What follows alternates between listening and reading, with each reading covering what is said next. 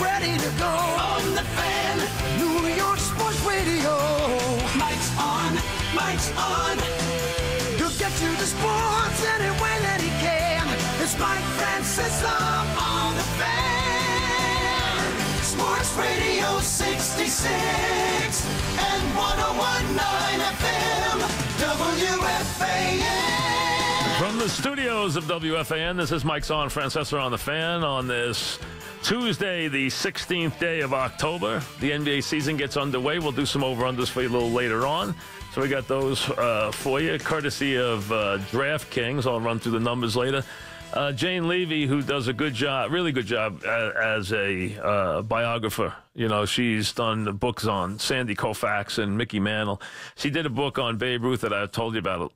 I mean, I've had it since the summer when I got the proofs. Babe Ruth and the world he created, the big fella. This is a major biography. And will be a major book. HarperCollins, this is a big deal, this book. And she will be in studio 3:30. This is her first interview on the book. It's a major, major historical book, this book. This is a big deal. It's on Babe Ruth. She spent years doing it. She talked to, 250 interviews. She got stuff that no one had ever gotten before.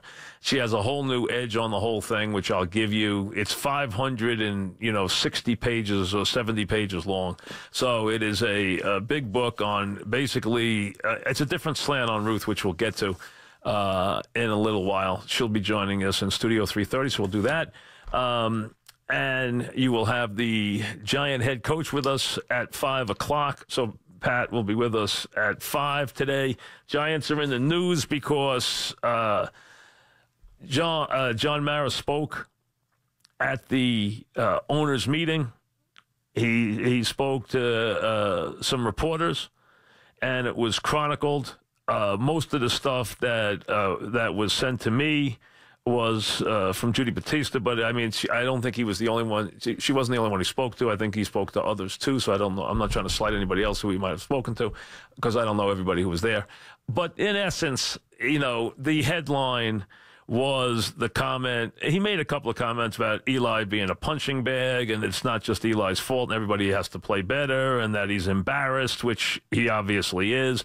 But then he made the one headline statement that everyone jumped on, and that was basically to finally say to Beckham, I think he needs to do a little more playing and a little less talking. So, in essence, there is finally about time that somebody made that comment from a position of ownership to Beckham, saying he didn't need to talk to Beckham. He went on because everyone talks to Beckham and he has enough people to talk to. But he said, I think he needs to do a little more playing and a little less talking. And you know what? Truer words were never spoken than that. So, maybe that snaps that snaps him out of it. And of course, these reports that continue to surface, which I posed Eli yesterday about the idea that there were people in the players in the locker room who had lost confidence in him. I saw a couple of the players, including a few of his wide receivers, who came out, we have complete confidence in Eli. So you got some of that today, too. So you got the comment from the owner. The problem with all this is this. They're 1-5. So you know what? Whether you are lessening the pressure on Eli, which will not be lessened anyway, nor should it be, because he's the quarterback. He gets paid a lot of money. The idea is to win the games. The bottom is they're 1-5, and they can't fix their problems. That's the problem. So, yes, did the owner need to come out and tell Beckham in no uncertain terms to be quiet? Yes, he did. And he finally did, and maybe Beckham gets it, maybe doesn't. That's John's problem. Okay? John's the one who paid him. So, that's his problem. The bigger problem for you Giant fans, and the bigger problem for Pat Shermer and his coaches and the players, is that they are 1-5 and have no remedy to fix their problems. They can talk about how we're going to fix them. They can talk about how we'll go back to work. Well, great. They've said the same thing since week 1, and here they are now at 1-5 as they head to Atlanta next Monday night. You got to fix the problems. We know what they are. Fix them. That's what it comes down to. So talk for all of these guys is cheap. Now, they have to speak every week. We know that. It's the It's the other stuff. It's the other stuff and the stuff that comes from Beckham that has been the problem. But the bigger problem to me, than more than the noise from Beckham, is the fact that they've been lousy. They don't get the job done. That's the problem. They have not done the job. They have not identified.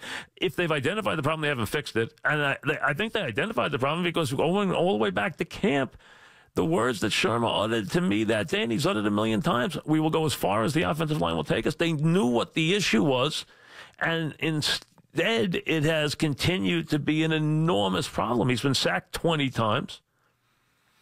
You heard Eli yesterday make the point, hey, if I'm going to stand in the pocket longer, I've already been sacked 20 times. How many times do you want me to be sacked?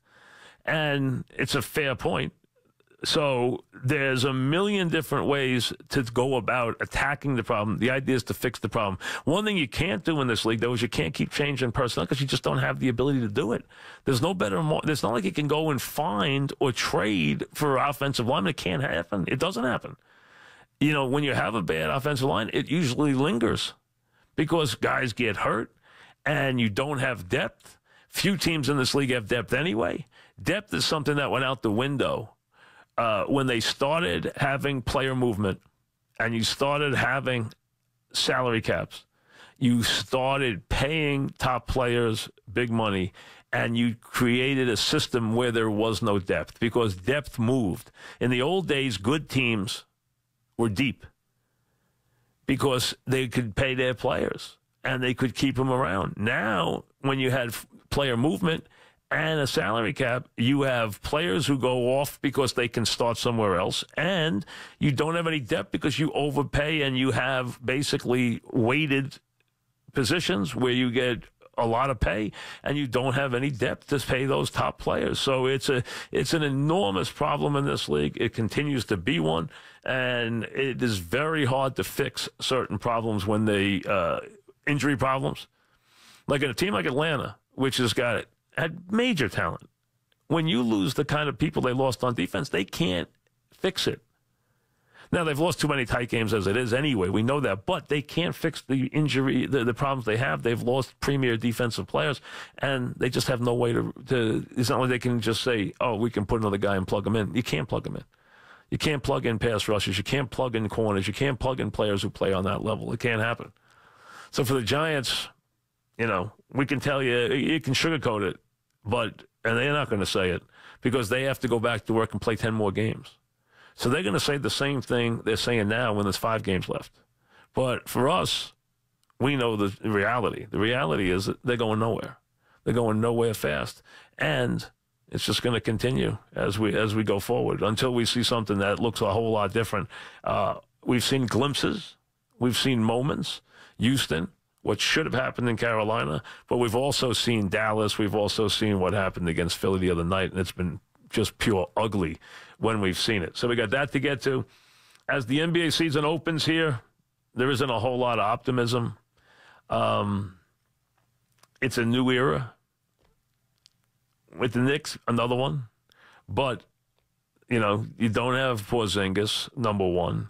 You don't have a whole lot of talent, number two. The one thing I would say is I expect the team, you know, to play hard, to play unselfishly, and to play hard. Is that enough? No.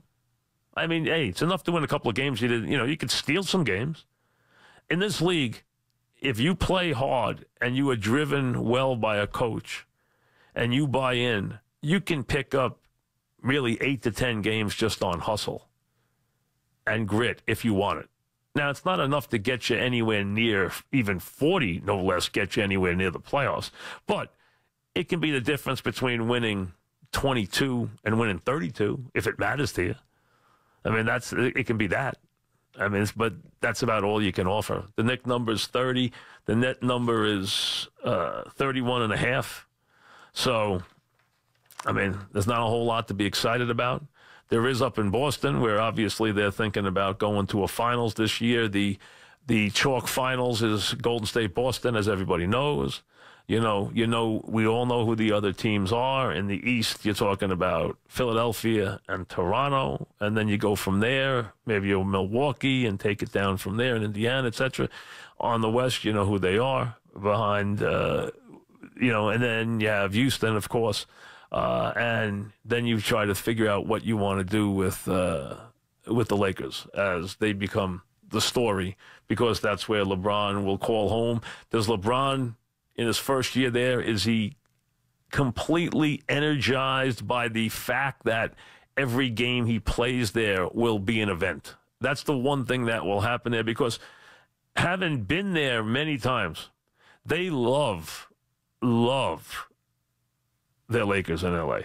And the stars love the Lakers. They all go to the games. I mean, it's been that way for a zillion years. It's never changed. They love the Lakers. It's an event there. And so his games will be big events. Will that motivate him with a team that's, I mean, it's okay with him. You know, listen, he adds, depending now, he's getting a little older, so you wonder, he's in the West and he's getting a little older, so you wonder, does he add what he used to add? He used to add 40 games to the team. I don't think that's the case anymore in terms of how many minutes you can push him. I don't think that's the case considering the opposition in the West. So maybe you take it and you put it that he can improve the team 20 games. Be a lot out there. What they win, what did we say yesterday? 34 yesterday? Is that what they won? 35? 35. So if they won 50, their number's 48.5. So if they won 50, I mean, I'm sure they'd be thrilled if he won 50 games his first year, and then wait to see who he brings in. I mean, that's this is really a two-year story, because we're going to wait to see what he does, how he remodels, and who he brings in. You know, all the rumors and everything else. So that's where the NBA is. We got that. We got baseball doubleheader today, off last night's game. The Brewers continue to shine, but right now today a doubleheader starting a little after 5 o'clock this afternoon. So first it'll be the Red Sox and the Astros.